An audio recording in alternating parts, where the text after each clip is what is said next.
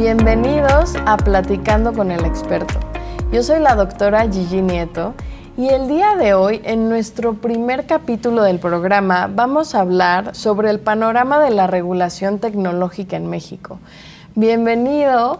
Me gustaría, por favor, Lisandro, que te presentaras, que nos hablaras un poquito de ti, de tu trayectoria académica, de qué estudiaste, dónde estudiaste y un poquito de tu trayectoria profesional y experiencia. Claro que sí. Primero, muchas gracias por la invitación. Con mucho gusto. Bueno, yo soy Lisandro Herrera, soy abogado por la Escuela Libre de Derecho. Tengo una maestría en la Universidad de Liverpool, en Inglaterra, y he hecho varios cursos y cuestiones de ese tipo respecto de tecnología y salud fundamentalmente. Yo me he dedicado toda mi vida profesional desde hace 20 años a temas de salud y evidentemente esto ha ido evolucionando, ¿no? El tema de salud era primero muy básico y ahora pues ya ahí tenemos inteligencia artificial y mucha tecnología que está impactando en el mismo. Entonces, pues es mantenerse al día en todo este tipo de cuestiones. También soy académico, tanto de la Universidad Panamericana como de la Escuela Libre de Derecho y profesor invitado también del Instituto de Investigaciones Jurídicas de la UNAM. ¿Por qué, siendo abogado, te interesó la salud? A ver, me parece que era un área olvidada por los abogados, pero poco a poco lo hemos tenido que ir retomando porque se ha hecho muy complejo el sistema de salud y la prestación de los servicios, el tema de las medicinas, de los dispositivos médicos, etc.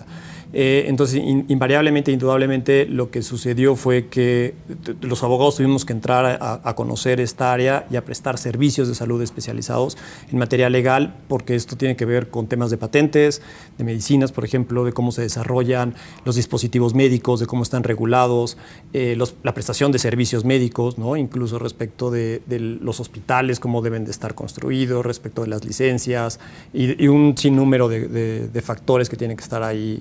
Por supuesto, el abogado viendo cómo se tiene que regular y qué está bien y qué está mal, ¿no? En ese sentido de la regulación. Hablaste de inteligencia artificial, de cómo ha ido evolucionando y sobre todo en los últimos 3 años la tecnología en el mundo y incluido México. ¿Cómo consideras la regulación actual de la tecnología en salud en nuestro país? Bastante precaria y tenemos que trabajar mucho en eso. La verdad es que el tema de tecnología en salud es un tema que viene desde hace 20, 25 años más o menos a nivel mundial, pero nosotros como mexicanos o en México le pusimos importancia, le pusimos más atención en la pandemia, porque evidentemente la pandemia lo que hizo fue empezar a generar la discusión respecto de si el doctor te podía recetar a distancia o no te podía recetar a distancia, claro, la telemedicina, qué pasaba con las comunidades alejadas, etcétera. Pero la verdad es que este es un tema que ya viene desde hace 20, 25 años a nivel mundial y el uso de inteligencia artificial pues en todo se empieza a utilizar, ¿no? Entonces esto no es algo realmente nuevo, pero en México todavía estamos muy atrasados en eso y en regulación ni se diga, ¿no? Por ahí tenemos una norma oficial mexicana que sí habla del software como dispositivo médico, que es, ¿no?, lo que podría usar, por ejemplo, en algún tipo de reloj o en algún tipo de celular, de dispositivo móvil, etcétera.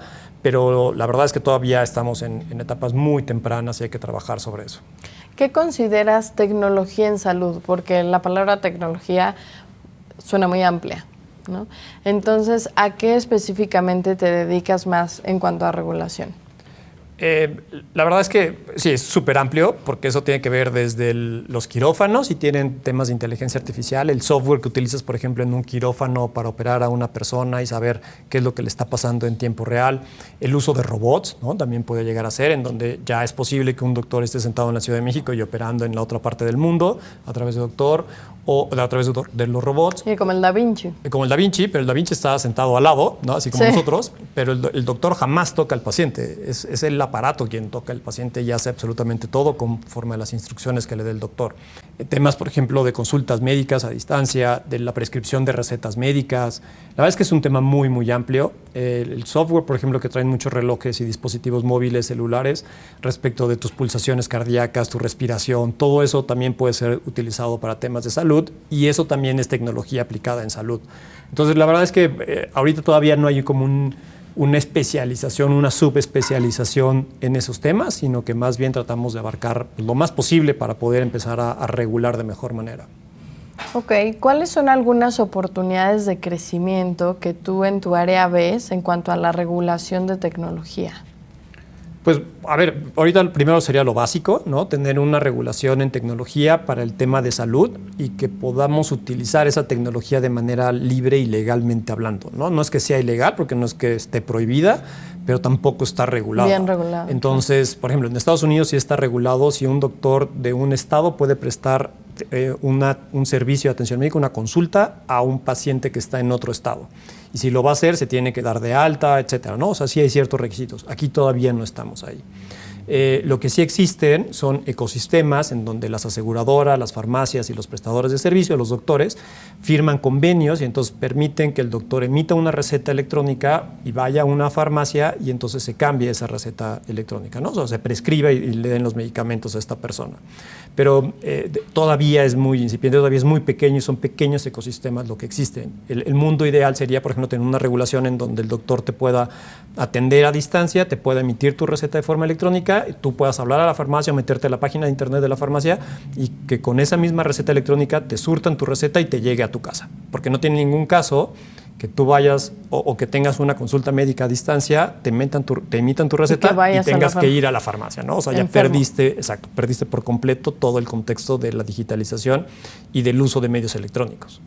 Ok, comparando la medicina tradicional, me refiero a ir al consultorio presencialmente y hacer todo como antes se hacía más, a todo hacerlo a distancia, todo hacerlo por medio de estos softwares.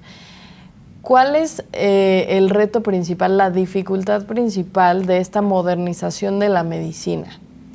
La responsabilidad que puede llegar a tener cada una de las partes, porque el doctor va a seguir siendo el principal responsable, ¿no? Y va a tener que ser el que determine si el paciente tiene que ir o no para que lo revise y lo ausculte de manera física. Y ahí puede fallar, es decir, no vengas y era algo muy grave. Exacto. Por ejemplo, en Estados Unidos se exige que la primera consulta sea presencial, sí o sí. Y si son consultas de seguimiento, únicamente de seguimiento, entonces sí pueden ser de forma digital. Pero si no, tiene que ir el paciente. Y eso va a ser creo que es la parte más delicada. La responsabilidad también que va a tener la empresa que fabrica el software y que lo desarrolla, porque si se equivoca el software, pues podría llegar a tener una responsabilidad. Y aún así la responsabilidad última cae en el doctor porque es quien tiene que revisar que lo que dijo el software de inteligencia artificial esté bien o esté mal. Pero bueno, de todas maneras tendrá que haber algún tipo de responsabilidad de la empresa, creo yo. ¿No? Y también los prestadores de servicios de Internet, por ejemplo, podrían llegar a tener algún tipo de responsabilidad respecto de lo que se ofrece en aplicaciones móviles, etcétera, ¿no? Y, por supuesto, la autoridad sanitaria, en el sentido de decir, oye, ¿qué sí voy a autorizar y cuáles van a ser los candados para que todas estas aplicaciones y dispositivos que estén disponibles cumplan con un mínimo requerido por ley? Ok. ¿Tú crees que las empresas, los hospitales, las clínicas en México estén tomando las medidas necesarias para innovarse tecnológicamente? Me parece que sí. En la medida, me parece que sí, en muchos casos creo que sí lo están haciendo. Hay hospitales que sí se están modernizando y que sí están utilizando este tipo de tecnologías. Y no nada más en la prestación de servicios, sino también, por ejemplo, en el análisis o en el estudio que hacen respecto de los estudios clínicos que se están realizando ahí. Pero, por supuesto, esto puede generar una brecha entre hospitales que sí se están modernizando y hospitales que se están quedando atrás, ¿no? Ok. ¿Habría problemas de seguridad en cuanto a los datos obtenidos de estos dispositivos de salud? Porque al final se crea una base de datos enorme con medidas, o sea, biometría de muchísimas personas. Y eso puede generar no solo problemas éticos, pero también problemas legales. ¿Cómo asegurar la seguridad de estos datos? Pues lo primero es, como usuario, leer los términos y condiciones que vienen en que que nadie lo hace, pero hay que leerlos porque de ahí te dicen qué es lo que van a compartir y con quién lo van a compartir. Y tú puedes decir sí o no, o que sí y que no. Entonces eso sería lo primero. Lo segundo, ser conscientes como usuarios también de que toda esa información de alguna u otra forma la estamos haciendo pública y que en algún momento alguien puede tener acceso a la misma, ¿no? Y la otra es, por supuesto, tiene que haber una regulación que ya existe, ¿no? Protección de datos personales y personales sensibles respecto de quién va a tener esa información, si la va a tener el prestador de servicios del software o la va a tener la marca de los celulares o la marca del reloj, etcétera, y en dónde va a estar. Pero por el otro lado también tiene que existir, es bueno que existan estas bases de datos porque esto te da mucha información respecto de cómo está tu población, de si está haciendo ejercicio o no está haciendo ejercicio, de los sobrepesos, etcétera. Pero es información también que tendrá que ser compartida de cierta forma pues, con las autoridades que deben de tomar decisiones al respecto, ¿no? Entonces, es un gran debate el uso de la información de salud que se vuelve pública o que todos subimos a una nube y que ahí está, ¿no? Sí. ¿Considerarías que el personal de salud, los médicos principalmente, deben de tener más conciencia acerca de la regulación de las tecnologías y educarse más al respecto? Y si sí, ¿cómo deberían hacerlo?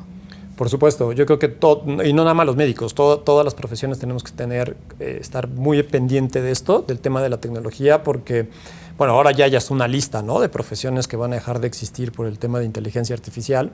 Entonces, pues todos tenemos que estar al pendiente y todos tenemos que actualizarnos en estos temas.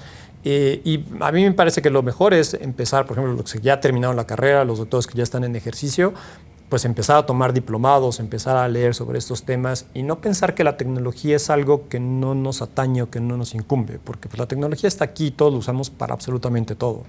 Y para los médicos que se están formando, pues bueno, yo creo que en las escuelas de medicina tendrá que haber una cátedra especializada o específica para efectos de explicarles cuáles son las responsabilidades, el uso de esta tecnología, cómo sí se debe de hacer.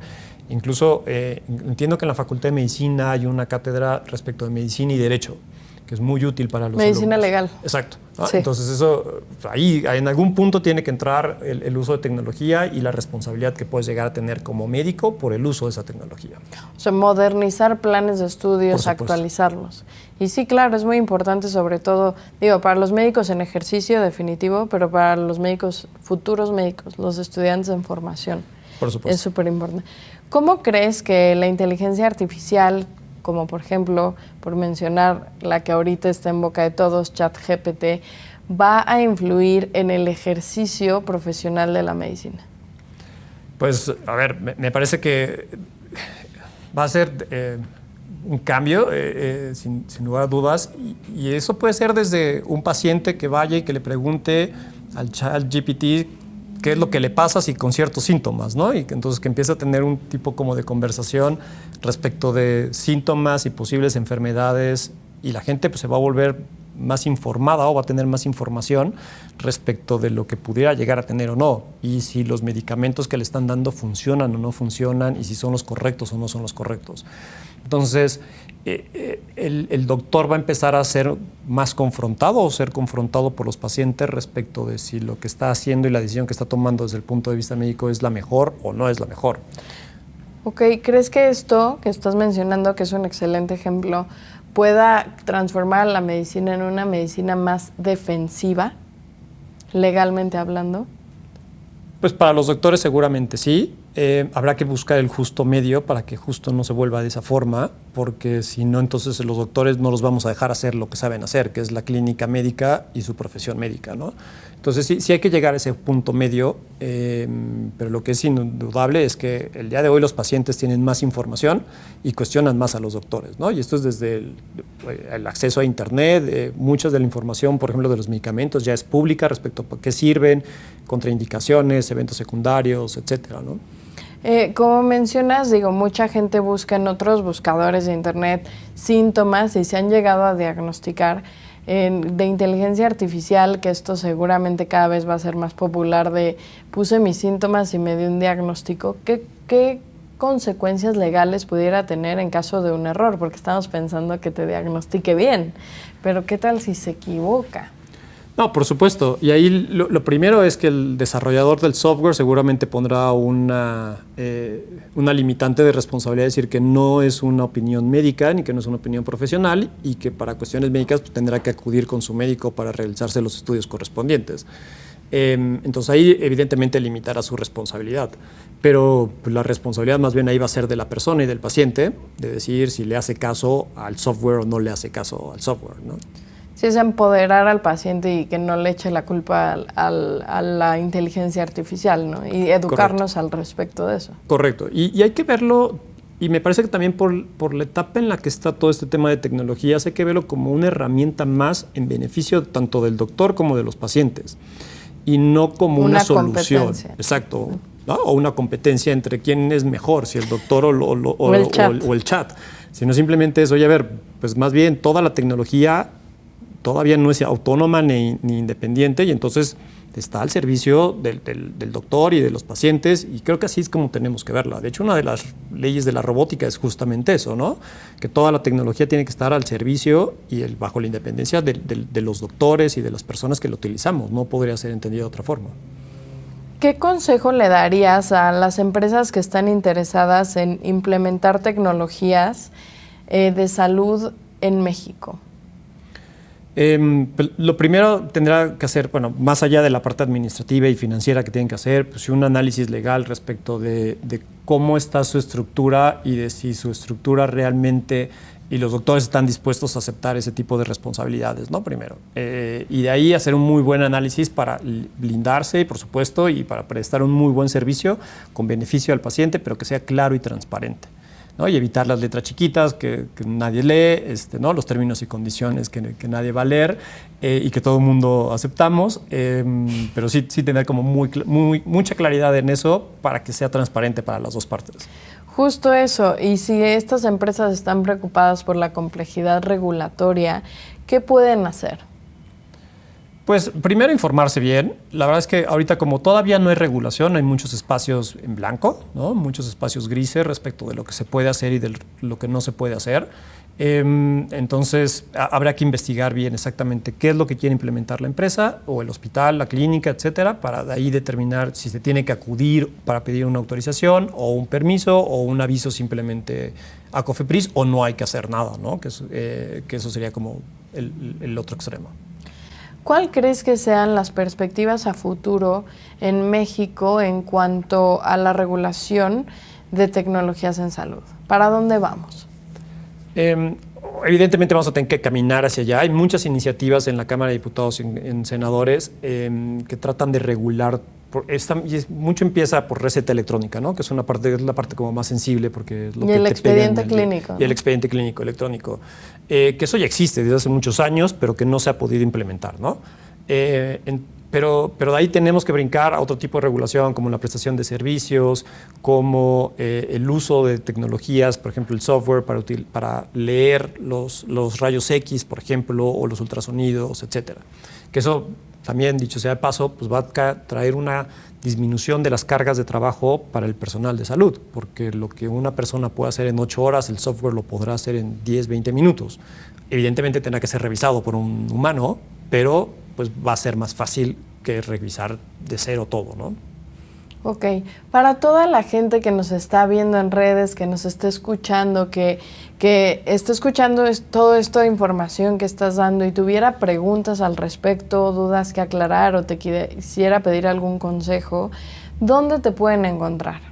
En la página del despacho, en galicia.com, galiciaabogados.com, ahí están mis datos, y si no, también en Twitter, en Lisandro, con mucho gusto. Muchísimas gracias. Recuerden que a mí me pueden encontrar en Facebook, Instagram, YouTube y TikTok como Gigi Tips. Este fue Platicando con el Experto y hasta el siguiente capítulo.